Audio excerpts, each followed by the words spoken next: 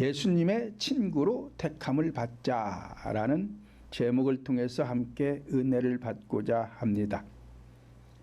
불신앙 속에서 살아가던 인생들이 교회만 나오면 구원을 받는 것처럼 말하는 분들이 있는데 절대로 그렇지 않고 청함을 받았다면, 즉 전도를 받아 교회에 나왔다면 성령 하나님께로부터 택함을 받아야 구원을 받는 것이지, 영접기도나 물세례를 받았다고 해서 구원받는 것이 아닌데, 오늘날 영접기도를 해주고 구원받았다라고 말하는 분들이 많은데, 자, 이분들은 큰일 날 사람들이에요. 본문 16절 상반절을 보면 너희가 나를 택한 것이 아니요 내가 너희를 택하여 세웠나니 라고 하였습니다.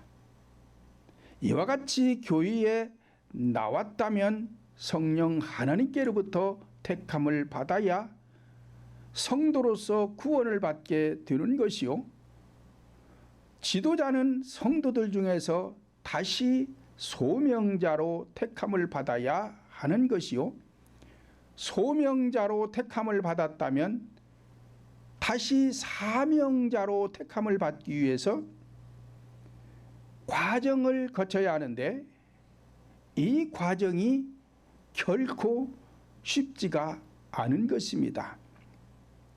그래서 소명자로 택함을 받았다고 하지만 사명자가 되기 위해서 이 과정을 거치지 못하고 합격하지 못하면 사명자가 될 수가 없습니다.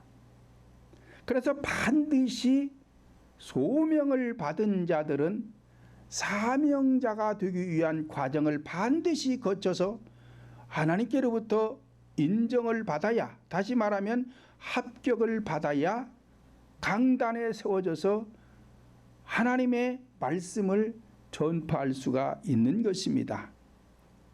예를 들어서 의사가 의사 노릇을 하려면 의대에 합격을 해야 합니다. 또 실력이 다 달라요. 실력에 따라서 어느 대학에서 오라고 하든 오라고 하는 데는 청함을 받아야 가는 것과 같아요. 그래서 대학에 들어갔으면 이론과 실습을 해야 돼요. 이론과 실습을 해서 대학교 졸업장을 받았다고 해서 다 되는 것이 아니라 다시 병원에 가서 이제는 실제로 환자들을 대하면서 집도도 하고 이렇게 해서 인턴의 과정을 마쳐야 의사라는 명함을 받을 수가 있는 것입니다. 마태복음 22장 11절로 14절을 보면 임금이 손을 보러 들어올새 거기서 예복을 입지 않은 한 사람을 보고 가로되 친구여 어찌하여 예복을 입지 않고 여기 들어왔느냐 하니 저가 유구무원이언을 임금이 사환들에게 말하되 그 수족을 결박하여 바깥 어두움에 내어 던지라. 거기서 슬피 울며 이를 갈미 있으리라 하니라. 청함을 받은 자는 많되 택함을 입은 자는 적으니라 말씀을 하였습니다. 이와 같이 전도를 받아 즉 청함을 받아 교회에 나온 자들은 많으나 성도로 또는 지도자로 택함을 입은 자들은 많지가 않다는 것입니다. 그러므로 거듭난 자로서 예수님의 친구로 택함을 받으려면, 다시 말하면 교회의 지도자로서 택함을 받으려면 첫째로 성령을 받아 하나님의 자녀로 거듭나야 하는 것입니다. 본문 16절 상반절 다시 보면 너희가 나를 택한 것이 아니요 내가 너희를 택하여 세웠나니 라고 하였습니다. 이와 같이 내가 택하는 것이 아니라 성령 하나님께서 나를 성도로 또는 지도자로 택함을 받아야 하는 것입니다. 그러므로 교회의 지도자는 아무나 하는 것이 아닙니다. 한 나라의 대통령도 자기가 하고 싶다고 대통령 하는 것이 아니에요. 국민이 뽑아주어야 대통령을 할 수가 있고, 또 한 나라의 장관도 내가 장관하고 싶다고 해서 장관하는 것이 아니라 대통령으로부터 장관의 임명장을 받아야 장관이 되는 것이지, 저 장관보다 내가 더 실력이 좋다고 해가지고 장관 되는 것도 아닙니다. 마찬가지로 교회 지도자도 내가 하고 싶어 하는 것이 아니라 하나님께로부터 반드시 사명자라는 합격 증명서를 가져야 교회의 지도자가 될 수가 있는데, 신학 공부를 해서 졸업장을 받고 목사 안수를 받고 또 해외 나가서 유학해서 학위를 받아오는 것은 다 사람이 주는 거예요. 사람이 주는 것 가지고 목회하면 안 됩니다. 성령 하나님께로부터 내가 사명자라는 인정을 받아야 사명자 노릇을 할 수가 있는 것입니다. 누가복음 9장 35절 보면 구름 속에서 소리가 나서 가로되 이는 나의 아들 곧 택함 받은 자니 너희는 저의 말을 들으라 말씀을 하였습니다. 이와 같이 아무에게나 말을 듣는 것이 아니라 성령 하나님께로부터 택함을 받아 보내심을 받은 자에게 하나님의 말씀을 들으라는 거예요. 그런데 오늘날 많은 사람들이 하나님께서 택하시도 않았는데, 하나님께로부터 보내심도 받지 않았는데 교회 강단에 서서 설교하는 분들이 많은데, 자, 이런 분들은 다 불법자예요. 불법자.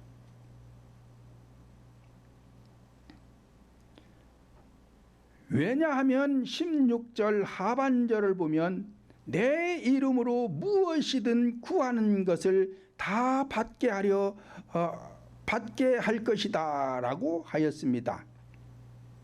그러니까 성도들이 교회를 왜 나와요?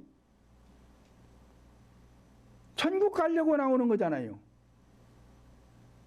그런데 천국 가기 위해서는 천국을 그냥 가는 게 아니에요. 마음의 병을 고쳐야 돼요. 마음의 병을 고쳐야 천국을 가는데, 마음의 병이 뭐냐? 혈기 부리고 짜증내고 미워하고 욕심 부리고 고집을 부리고 원망 불평하고 이런 것들이 다 마음의 병인 거예요. 그래서 우리 인간의 잘못된 성품, 이 마음의 병을 고쳐야만이 천국을 갈 수 있는 것이지, 그렇지 않고는 천국 가기가 어렵습니다. 그래서 내 이름으로 아버지께 무엇이든 구하든지 다 받게 하려 합니다. 누구에게? 하나님께서 택하여 세운 자를 통해서 내 아버지의 이름으로 구한 것을 얻게 해주겠다는 것이지, 다른 사람을 통해서 하겠다는 게 아니잖아요 지금. 그러니까 오늘날 교회 안에서 목회하면서 성도들의 마음의 병을 고치지 못한다면 지금 하나님께로부터 세우심을 받지 못한 사람이에요. 다시 말하면 중보자의 자격을 얻지 못했다 이 말이에요. 그러니까 교회의 지도자는 중보자의 자격을 얻어야 돼요. 자, 신학 공부를 해서 졸업장을 받고 목사 안수를 받고 또 유학 가서 공부해 가지고 학위를 받아오는 것은 사람이 주는 것이기 때문에 중보자의 자격이 아니에요. 이거는 중보자의 자격이 아닌 거예요. 그래서 교회의 지도자는 반드시 하나님께로부터 중보자의 자격을 얻어야 돼요. 그런데 중보자의 자격을 얻지 못한 사람이 중보자 노릇을 하면 어떻게 돼요? 불법자지요. 불법자. 그러니까 우리 교인은 여러분들에게 저는 절대로 중보기도 못하게 해요. 왜? 여러분들은 중보자의 자격을 못 얻었어 지금. 그런데 왜 중보자의 기도를 해? 하나님이 대통령이 장관 임명을 안 했는데 왜 자기가 돌아다니면서 장관 노릇을 해? 그러면 뭐요? 불법자잖아요. 마찬가지요. 교회 안에서도 하나님께서 중보자의 자격을 주지 않았는데 왜 중보를 해? 하면 안 되지요. 그러니까 여러분들이 여러분의 문제를 놓고 기도를 해도 해결이 안 돼. 해결이 안 돼요. 왜 그래요? 중보자의 자격을 얻지 못해서 안 되는 거예요. 근데 제가 기도하면 어떻게 돼요? 문제 해결되잖아요. 왜 그래요? 중보자의 자격을 얻어서 그러는 거예요. 그러니까 교회 안에서의 범주 행위는 하나님께서 하지 말라고 하는 것을 하면 범주자가 되는 거예요. 세상에 나가서 강도짓을 하고 남의 사기치고 도적질을 하고 이 나쁜 짓 하는 것을 모르는 사람이 어디 있어요? 그걸 말하는 게 아니라 교회 안에서는 하나님께서 하라 한 것만 해야 되지 하지 말라 한 것을 하면 불법자가 되는 거예요. 사도행전 9장 15절로 16절을 보면 주께서 가라사대 가라. 이 사람은 내 이름을 이방인과 임금들과 이스라엘 자손들 앞에서 전파하기 위하여 택한 나의 그릇이라.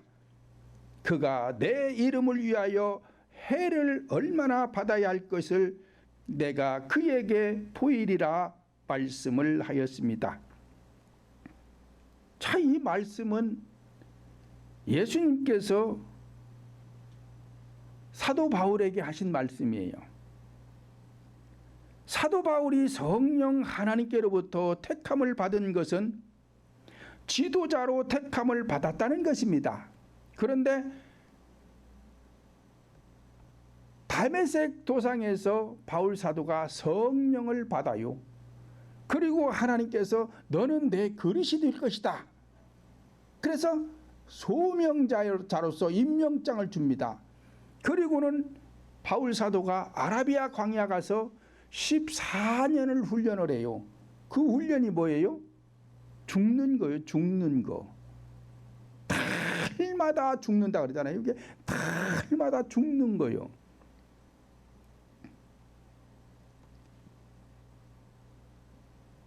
본문 13절을 보면 사람이 친구를 위하여 자기 목숨을 버리면 이에서 더 큰 사랑이 없다라고 하였습니다. 그러니까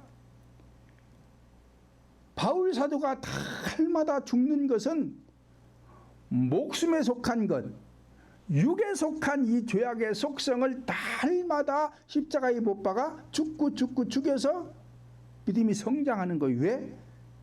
친구가 되려고, 예수님과 친구가 되려고, 성령 하나님과 친구가 되려고. 그래서 친구로서 합격을 받아가지고 사명자가 되어서 복음을 전파하게 되는 거예요.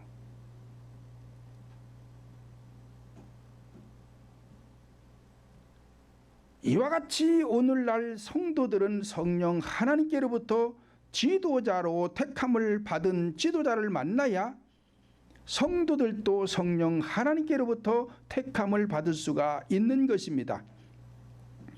로마서 9장 7절로 8절을 보면 또한 아브라함의 씨가 다 그 자녀가 아니라 오직 이삭으로부터 난 자라야 내 씨라 칭하셨으니 곧 육신의 자녀가 하나님의 자녀가 아니라 오직 약속의 자녀가 씨로 여기심을 받느니라 말씀을 하였습니다.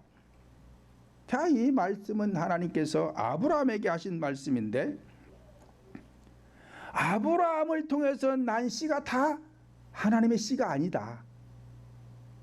약속을 통해서 난 자만이 하나님의 씨가 되는 것이다. 그래서 아브라함이 하나님께로부터 내가 반드시 사라를 통해서 아들을 줄 것이다, 그리고 약속을 했어요. 근데 이 약속이 늦어지니까 아브라함이 하갈은 젊고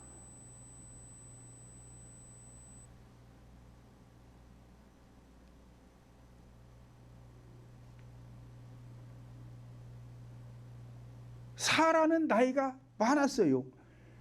그러니까 사라는 경수도 말랐고, 그러니까 아이고, 사라를 통해서는 아들을 주지 않고 몸종이고 젊은 하갈을 통해서 하나님이 아들을 주실까 보다, 그래가지고 하갈과 동침해서 낳은 게 이스마엘이에요. 그리고 나중에 이제 하나님께서 사라를 통해서 또 이삭을 주셨습니다. 그러니까 아브라함은 믿음의 조상으로서 그리스도를 뜻하는 것이고, 하갈이나 사라는 오늘날 교회 지도자를 말하는 거예요. 그러므로 오늘날 누가 복음을 전파하느냐에 따라서, 즉 성령 하나님께로부터 택함을 받은 자라면 이삭과 같은 성도들이 되겠지만, 그렇지 않으면 이스마엘과 같은 성도가 되는 것입니다. 그러니까 오늘날에도 교회 지도자로 하나님께로부터 사명자로 택함을 받아서 교회 강단에 서서 복음을 전파한다면 이삭과 같은 성도들을 낳아서 천국에 갈 수 있지만, 하갈과 같이 하나님께로부터 약속을 받지 못했어요. 사명자로 택함을 받지 못한 사람들이 교회 강단에 서서 복음을 전파하면 모든 성도들이 전부가 다 이스마엘이 되는 거예요. 그 이스마엘은 천국 못 가는 거예요. 그러니까 하나님께로부터 반드시 사명을 받은 자가 지금 목회를 하느냐 아느냐에 따라서 나온 성도들은 천국 갈 수도 있고 못 갈 수도 있는, 그러니까 거리와 상관없이 내가 지금 인천에 사는데 대전에 가서 진짜 하나님의 사람이 있다면 거기 가야 돼요. 거기까지 가서 신앙생활을 해야 되는 거예요. 그래서 하나님께서는 나머지는 안 지켜도 되는데 주일 지키라고 그러는 거예요. 그러니까 일주일에 주일만 가서 지키면 돼요. 그래도 대전 왜 못 가요? 인천에는 천국 갈 데가 없어. 서울에도 천국 갈 교회가 없어. 대전에 가는 게 하나 있대야. 그러면 부산에서도 가야 되고 전주에서도 가야 되고 서울에서도 가야 되고, 왜? 거기만 구원이 있으니까 거기를 가야 되지요. 그런데 사람들이 안 가. 여기나 거기나 다 똑같대야. 안 똑같아요. 안 똑같은 거요. 그래서 우리 동풍교회 오라고 해도 안 와. 구약의 선지자들이 돌아오라, 돌아오라, 내게로 돌아오라, 내게로 돌아오라 그러는데 안 와요. 그럼 왜 내게로 오라 그래? 내가 진짜니까. 그렇다고 해서 저들은 가짜다 그렇게 안 해요. 왜? 저들은 가짜다 그러면 남을 판단하는 것이 되잖아요. 그러니까 그 소리는 안 해요. 그 소리는 안 하고 내게로 오라, 내게로 오라, 내가 진짜다, 내가 진짜다, 내게로 오라 그러는데 안 와. 사람들이 안 오는 거예요. 지금도 마찬가지요. 야, 저쪽 동네 잘못됐다, 이쪽 동네도 잘못됐다, 우리 동봉교회만 진짜다, 그렇게 안 해요. 저는 그렇게 안 해요. 왜? 그렇게 하면 저 사람들이 나를 욕하니까, 뭐라고 하니까. 그런데 제가 하는 설교를 들어보면은 맞거든요. 맞는 거예요. 근데 안 와. 선택은 본인이 하는 거예요. 선택은 본인이 하는 거예요. 오든 안 오든 선택은 본인이 하는 것이고, 거기에 대한 결과도 본인이 책임을 져야 됩니다. 그러니까 천국에 가서 호의호식하고 사는 것도 자기 선택이고, 수족을 결박해가지고 바깥 어둠에 대해 쫓아내라, 거기서 이를 갈며 슬피 울미 있을 것이다, 그것도 자기 선택인 것이고. 그래서 하나님의 사람은 복음만 잘 전하면 돼요. 그러면 그 소리를 들어보고 아, 맞아, 여기가 맞아, 그러면 본인들이 선택해서 오면 되는 것이고, 안 오면은 안 온 것도 자기 선택이요. 두 번째로는 성령 하나님께 친구라 택함을 받아야 합니다. 본문 14절로 15절을 보면, 너희가 나의 명하는 대로 행하면 곧 나의 친구라. 이제부터는 너희를 종이라 하지 아니하리니 종은 주인이 하는 것을 알지 못함이라. 너희를 친구라 하였노니 내가 내 아버지께 들은 것을 다 너희에게 알게 하였음이니라 말씀을 하였습니다. 친구라는 말은 다른 말로 말하면 성장했다, 그 얘기예요. 본문 14절에서 너희가 나의 명하는 대로 행하면 곧 나의 친구가 될 것이다. 그리고 15절에서는 종은 주인이 하는 것을 알지 못하지만 친구에게는 아버지께 들은 것을 다 알려주겠다. 그래서 현상적으로도 친구가 있는데, 초등학교 친구도 있고 중학교 친구도 있고 고등학교 친구도 있고 대학교 친구도 있고 사회에 나와서 직장 생활하면서 만나는 친구들도 있어요. 그러나 본질적인 친구라는 것은 성령님이 나의 친구예요. 그런데 내가 하나님 앞에, 하나님, 나는 하나님의 친구입니다, 그래서 친구가 되는 게 아니라, 그래서 친구가 돼. 세상 친구들은 어때요? 오다 가다 만나서도 야, 너 나하고 친구하자, 그리고 손잡고 악수하고는 이제 우리 친구 된 거야? 그러면 친구 되는 거예요. 근데 하나님과의 친구는 그게 아니에요.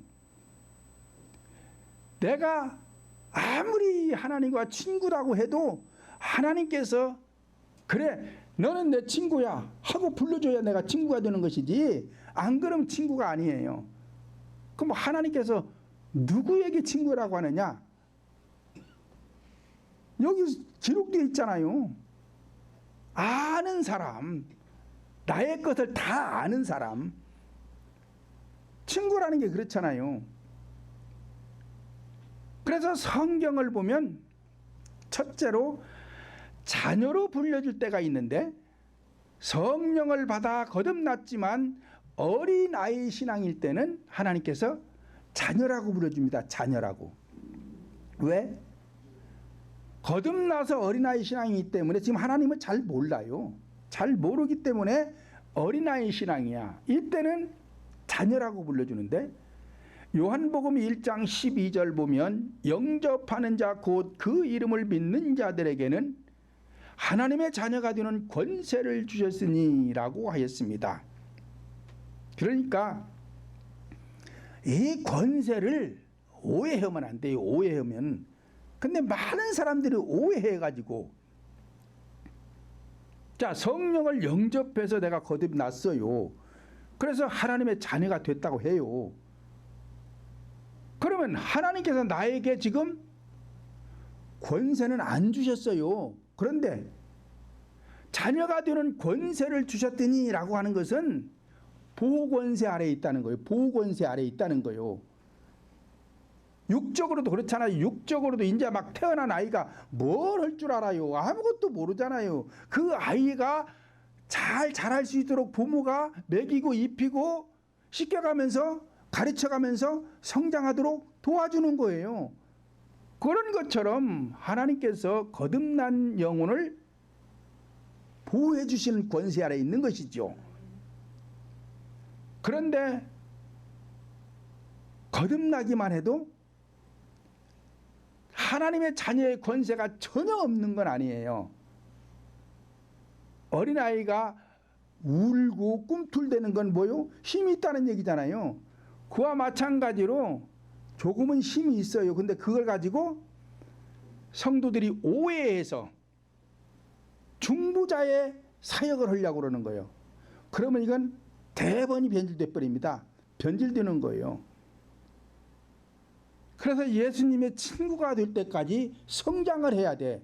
그래야 그때 가서 알게 되는 것이고, 아는 게 힘이 되어서 권세가 그만큼 이제 남을 위해서 사용할 수 있는 중부자의 역할을 할 수가 있는 단계에 오면 그때 가서 해야 되는데, 이걸 모르니까 덮어놓고 해가지고 잘못된 사람들, 변질된 사람들, 우리나라에 막 돌아다니는 사람들, 변질되어갖고 돌아다니는 사람들 많잖아요. 그런 사람들 왜 그러느냐?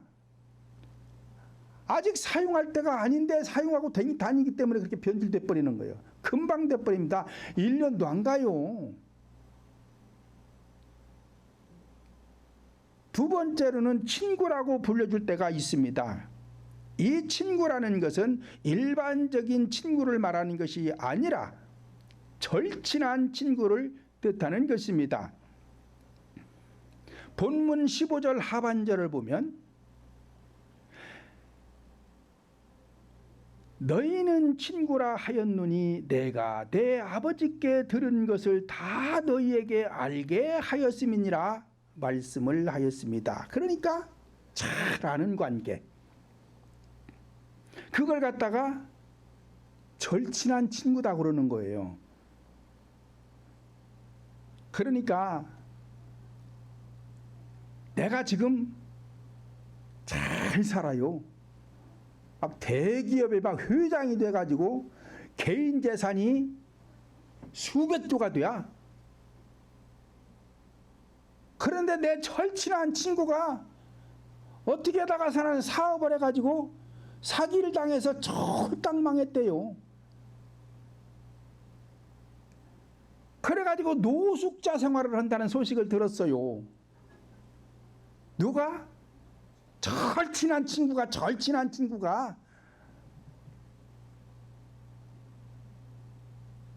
저 사람 나 알지도 못해. 누군지도 몰라. 과거에 막 사업을 했는지 뭘 했는지 무슨 뭘 했는지 몰라. 그런 사람이 노숙 생활하거나 말거나 나하고 뭔 상관 있어요. 그런데 절친한 친구가 잘하고 있는 줄 알았는데 거지형이 됐다는 거야. 그러면 도와주지요. 수백조 있는 돈 다 못 얻을 거예요. 그거 찾아가서 야, 나 너희가 이렇게 된 줄 몰랐다. 야, 다시 사업 시작해. 내가 대줄게. 왜 도와줘요? 절친하니까. 지금 그 얘기하는 거예요. 절친하니까. 너와 내가 많이 아는 정도, 속 내막까지 다 얘기해서 너네 집 사정, 내 집 사정 다 아는 정도로 갖다가 절친하다고 그러는 거예요. 절친하다고. 아니, 대통령이 장관을 임명하는데 그래도 조금 안면이라도 있고 좀 이렇게 좀 가까이 지내니까 장관도 세워주는 것이지, 아무것도 모르는 사람 뭘 세워주겠어요.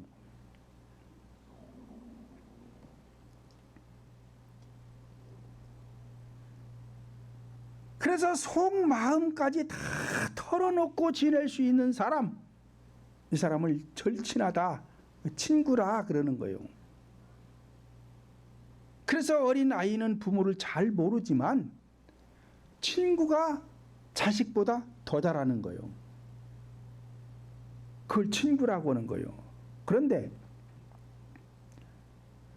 성경에서 말하는 자녀가 따로 있고 친구가 따로 있고 신부가 따로 있는 게 아니에요.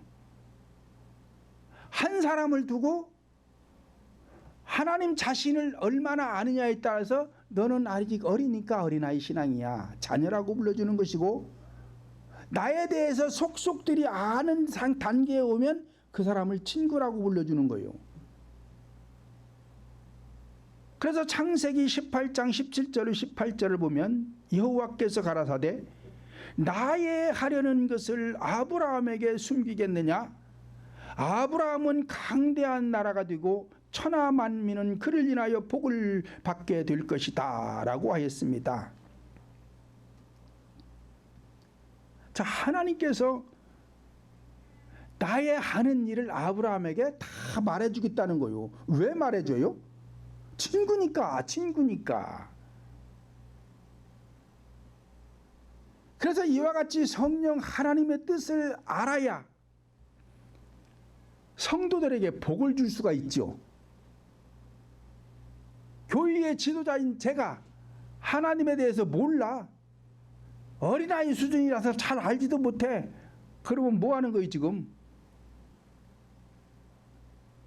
오줌 싸고 똥 싸고 기저귀 갈아줘야 되는데 그거 가지고 뭘 누구한테 뭘 줘요? 주기는 줄 게 없지. 그러니까 성도들에게 복을 주려면은 지금 이 아브라함 수준, 친구 같은 수준에 와야 된다는 거요. 그러니까 하나님께서 내가 하는 일을 너에게 숨기지 않겠다. 그래서 너는 강대한 나라가 되고 너를 통해서 천하 만민이 복을 받게 될 것이다. 그래서 하나님께로부터 복을 받은 사람이 성도들에게 복을 나눠줄 수가 있지. 나에게 복이 아무것도 없는데 뭘 도와줘요? 나도 노숙자인데 제가 지금 절친하다고 해가지고 걔한테 뭘 도와주긴 도와줄 게 없잖아요. 하나님을 많이 안다는 건 뭐예요? 많이 가졌다는 거잖아요. 그러니까 하나님 것을 많이 가지고 있어야 여러분들에게 줄 거 아니에요. 나눠줄 거 아니에요. 가지고 있지도 않은데 뭘 주긴 줄 게 없죠. 세 번째로는 신부라고 불러줄 때가 와야 합니다. 이것은 지도자로서 생명을 낳을 때가 왔을 때 신부여 그러고 불러주는 거예요. 요한일서 4장 20절로 21절을 보면 누구든지 하나님을 사랑하노라 하고 그 형제를 미워하면 이는 거짓말하는 자니 보는 바 그 형제를 사랑치 아니하는 자가 보지 못하는 바 하나님을 사랑할 수가 없느니라. 우리가 이 계명을 주께 받았으니 하나님을 사랑하는 자는 또한 그 형제를 사랑할지니라 말씀을 하였습니다.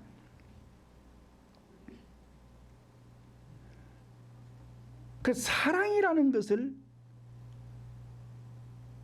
질문하면은 대답하는 사람이 거의 없어요. 사랑이 뭐요? 하나님은 사랑이시다. 사랑의 근본이시다. 그래서 하나님께서 우리를 사랑하셔서 구원하시고자 독생자를 보내주셔서 십자가에서 희생시켜 주셨다. 그래서 하나님은 사랑이시다. 그리고 설교들을 많이 해요. 어떤 분이 막 사랑에 대해서 막 설교를 하고 내려왔어. 그래서 쫓아가가지고 목사님 사랑이 뭐요?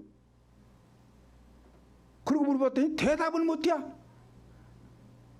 아니 사랑에 대해서 지금 막 1시간 동안 설교하고 내려왔잖아요. 사랑이 뭐라는 것을 구체적으로 설명을 해줬어야 되지. 설명을 안 하고 막 사랑이 어떻고 무슨 뭐 아가페 사랑이 있고 무슨 뭔 사랑이 있고 뭔 사랑이 있고 막 이런 얘기만 하고서는 사랑이 뭐라는 것을 구체적으로 논리적으로 과학적으로 설명을 딱 해줘야 될 거 아니에요. 안 해주고서는 한 사랑 타령만 하고 내려와 가지고서는 사랑이 뭐요? 대답을 못해요. 사랑이라는 것은 희생이 사랑인 거예요. 희생이 사랑. 근데 희생에 대한 얘기는 한마디도 안 하고 맨 사랑만 있어 내려왔어. 그래서 내가 물어봤어. 사랑이 뭐냐고. 그랬더니 대답을 못해요. 사랑이라는 것은 희생하는 게 사랑이에요. 희생이 없는 사랑은 거짓 사랑이요. 그러면서도 사랑 해서고. 그래서 사랑을 증명하려면 고린도전서 4장 15절을 보면 그리스도 안에서 1만 스승이 있으되 아비는 많지 아니하니 그리스도는 예수 안에서 복음으로써 내가 너희를 낳았음이니라 말씀을 하였습니다. 그러니까 그리스도 예수 안에서 복음으로써 내가 너희를 낳았다. 그러려면은 아비 같은 지도자가 되어야 되는데 아비는 별로 없고 스승은 많다. 1만 스승은 있어도 아비는 많지 않다. 그러니까 교회 안에서 아비 같은 목사가 돼야 되는데 아비 같은 목사들이 별로 없다는 거예요. 그럼 아비는 뭐 하는 게 목사예요? 아비요. 희생하는 거. 그러면 희생이 또 뭐야, 희생이? 그래서 희생이 뭐냐고 물어봤더니 새벽마다 설교해주고 주일날 오전 오후 예배해주고 봄 가을로 뭐 신방해주고 성경 공부시켜주고 막 이런데 그건 희생 아니요. 그건 희생 아니에요. 그게 왜 희생이야? 그거 희생 아니요. 당연히 해야 될 일이지. 당연히 해야 될 일을 하는 것은 하나님께서 상을 안 줘요. 상을 주시질 않아요. 왜? 당연히 해야 될 것 하는데 뭘 상을 줘? 목사님은 희생이 뭔지를 모르는 거예요. 왜 몰라? 아비가 아니라서.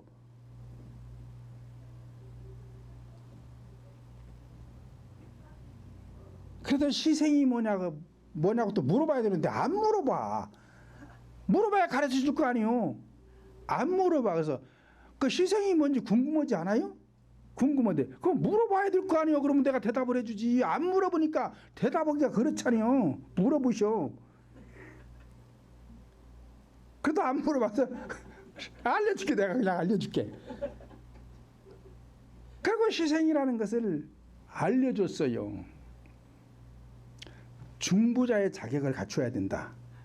중보자의 자격을 갖추어서 성도들이 병원에서 고칠 수 없는 어떤 병이 걸렸다든지 어떤 성도의 자식이 사법고시 시험을 보려고 시험을 보는데 맨날 떨어져. 점수 차이가 많이 나면 포기해야 돼요. 그래서 포기하라고 하는데 이 턱걸이라는 거 계속 턱걸이 한두 문제 가지고 계속 턱걸이를 해가지고 안 붙어. 그리고 자꾸 시간만 보내. 그런 사람들 기도해서 딱 해서 머릿속에 필요 없는 거 뽑아주고 시험에 필요 없는 거 집어 넣어주면 바로 붙어버려. 그런 걸 해주는 게 희생이지. 그런 게 희생이지. 교회 안에서. 왜? 마음의 병을 고쳐주는 게 희생이요. 그러니까 그런 걸 할 줄 모르니까 사량타령만 하고 와서 내려오지 구체적인 설명이 없는 거야. 그러니까 맨날 들어봐야 성도들이 배우고 할 게 없어.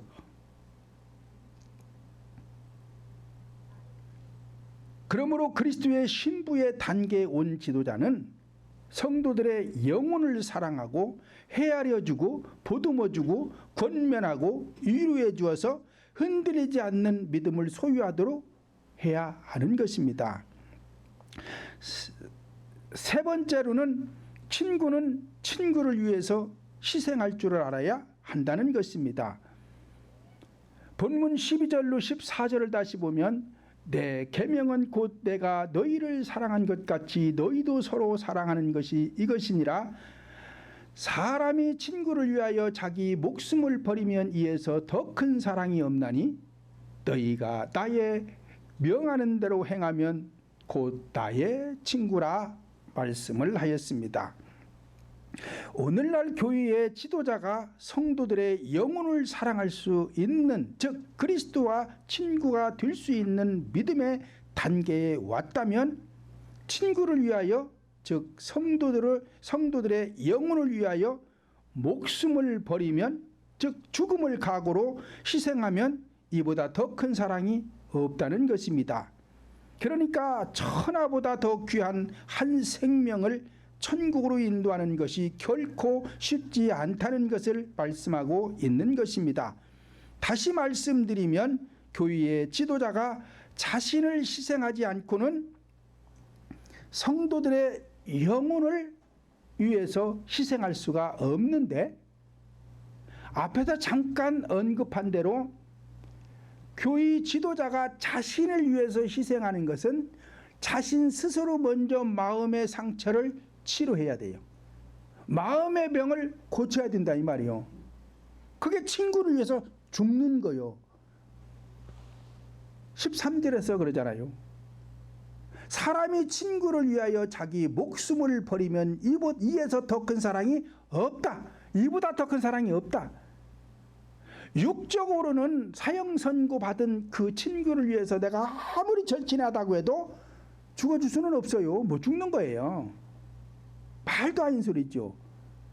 그런데 본질적으로는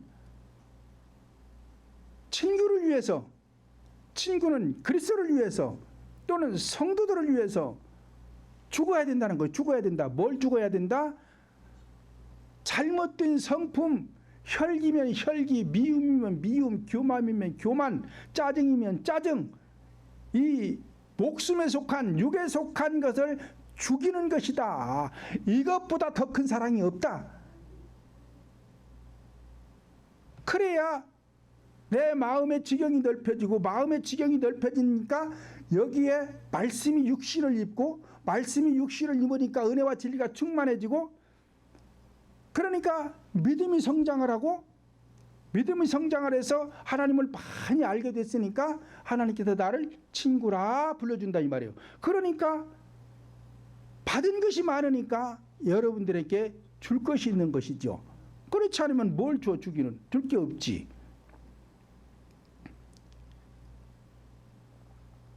현상적으로도 물에 빠져 죽어가는 사람을 살려내려면 밖에서 아무리 소리쳐봐야 못 나와요. 못 살아요. 어떻게 해야 돼요? 물속에 뛰어 들어가야 되죠. 뛰어 들어가서 붙들고 끄집어 나오든 같이 죽든 결단을 해야 되죠.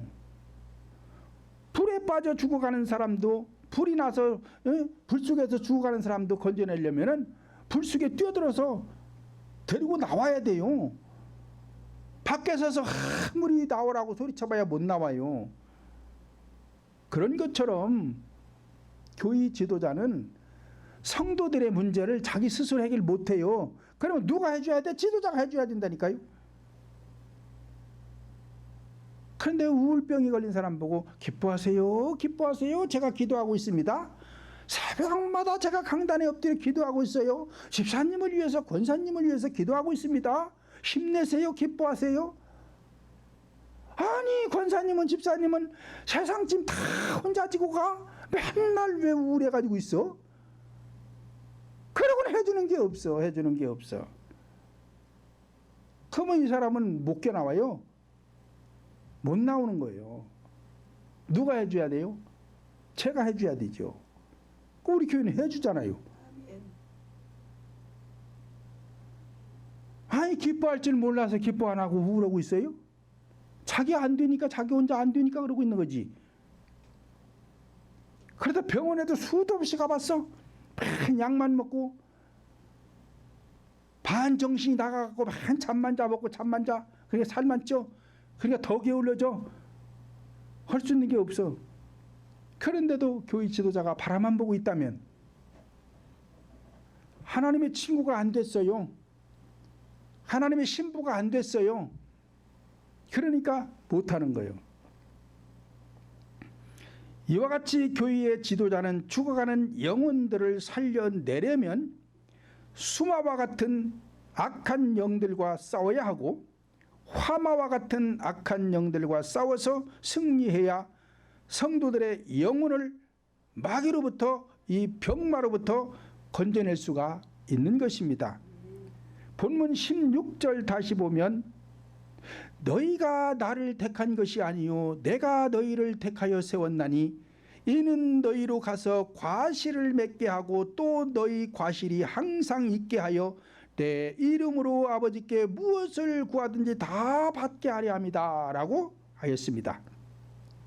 이와 같이 교회의 지도자는 내가 하고 싶다고 해서 하는 것이 아닙니다. 세상 일은 내가 하고 싶은 것을 해야 합니다. 그러나 교회 지도자는 내가 선택하는 것이 아니라 반드시 성령 하나님께서 택하여 세워주셔야만이 하는 것입니다.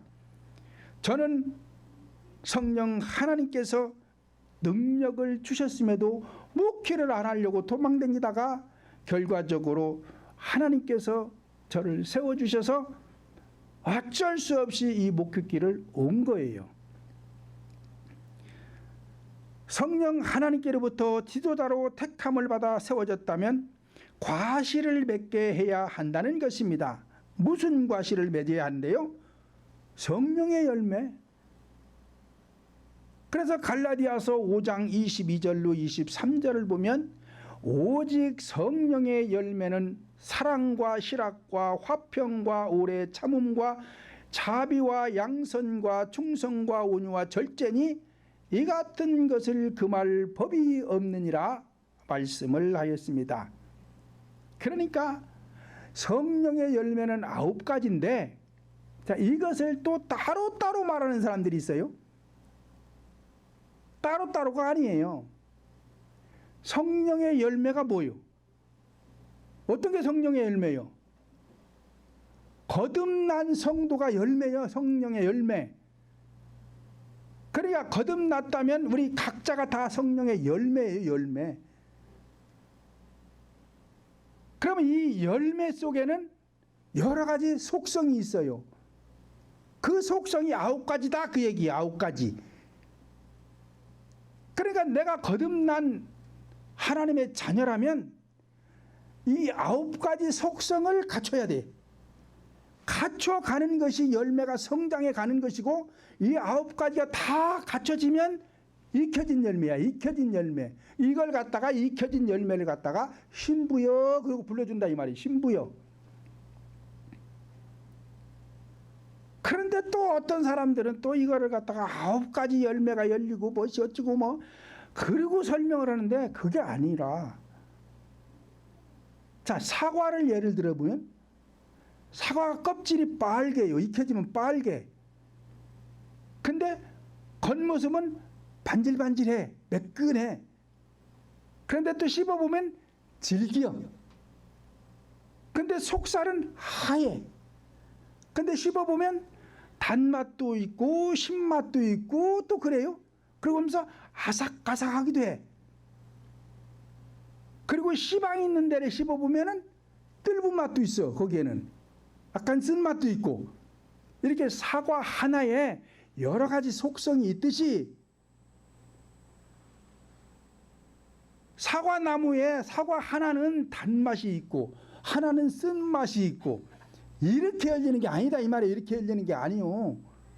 그러니까 성령의 열매를 따로따로 얘기하면 안 되는 거예요.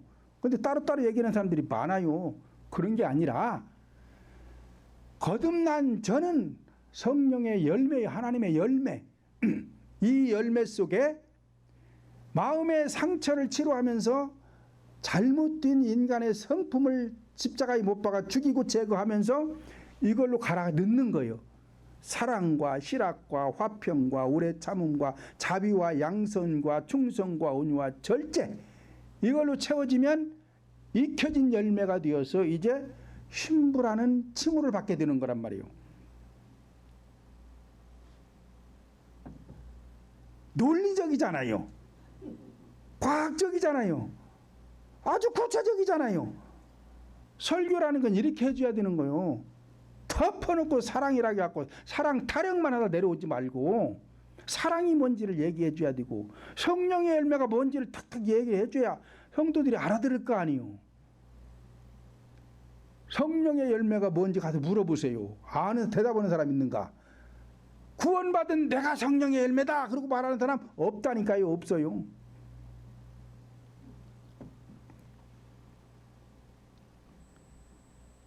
세 번째로는 그리스도의 이름으로 무엇이든지 구하는 대로 다 받게 하려 합니다 라고 하였습니다. 그러니까